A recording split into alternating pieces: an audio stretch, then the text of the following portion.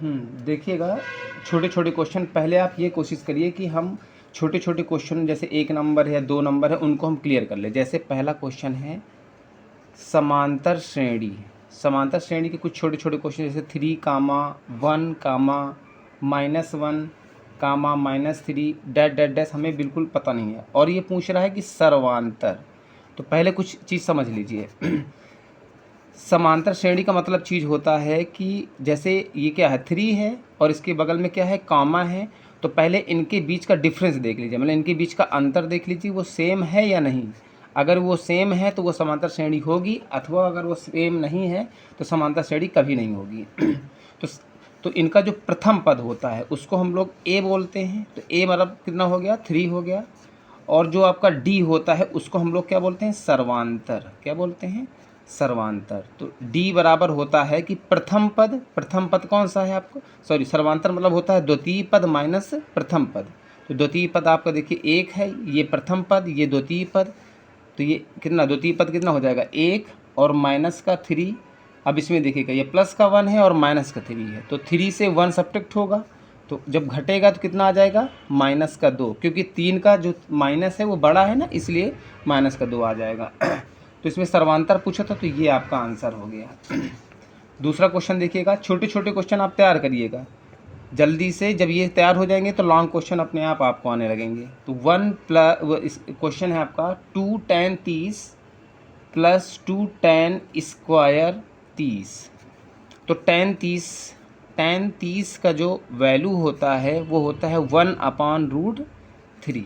इसको आप इसमें पुट कर दें, जो आंसर आएगा वही आंसर होगा आपका 2। अब देखिए बगल पे राइट है तो मतलब क्या करेंगे गुणा लगा देंगे। tan 30 का मतलब कितना है 1/√3, 1/√3। फिर आप अपॉन लगाइए 1 प्लस यहाँ पर कितना है tan स्क्वायर मतलब 1/√3 का होल स्क्वायर।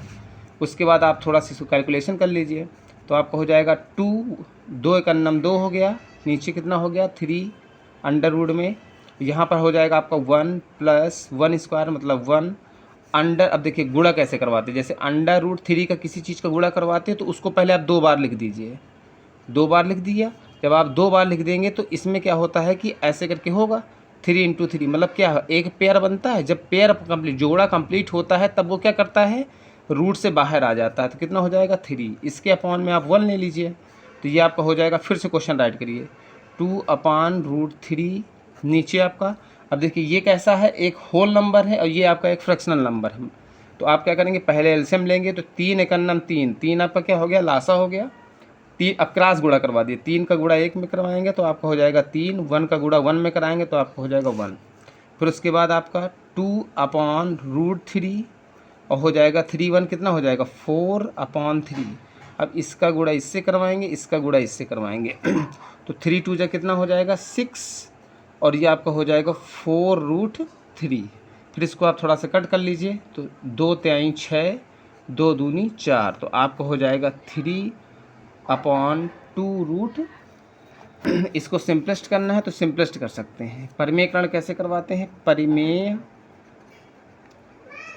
परिमेयकरण करने पर जब परिमेयकरण करवाएंगे, ये आपका थोड़ा सा देख लीजिएगा, ये 3 दूनी 6, तो ये आपका 2 तिहाई 6, 2 दूनी 4, ठीक है।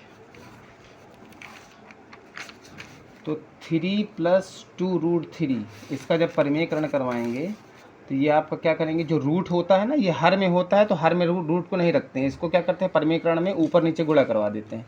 तो रूट हाँ देखिएगा 5, 10, 15, R, 20, 35 और 40 का समांतर माध्य 21 हो तो R का मान। तो ये आपके एक एक नंबर में आते हैं। एक एक नंबर मतलब ये चीज़ है कि आपकी जितना भी चीज़ मिलेगा वो कैसे सारणिक में मिलता है। तो ये एक नंबर में क्या होता है कि जब भी समांतर माध्य पूछे, समांतर माध्य आपसे पूछे तो आप जितने नंबर होते उनको आप ऐड कर लीजिए, 5, 10, 15, R, 20, 35 और प्लस आपका ये 40 है। और बटे में आप देख लीजिए कितने संख्या है 1 2 3 4 5 6 7, तो आप क्या करिएगा 7 से भाग करवा दीजिएगा। जब भी कोई वैल्यू कहेगा कि R का मान निकालना है, किसी का मान निकालना है, तो ये समझ लीजिएगा कि उसमें समांतर माध्य दिया होगा, समांतर माध्य दिया होगा या फिर बहुलक दिया होगा या फिर माध्यिका दिया होगा, मतलब उसका मान पक्का दिया होगा।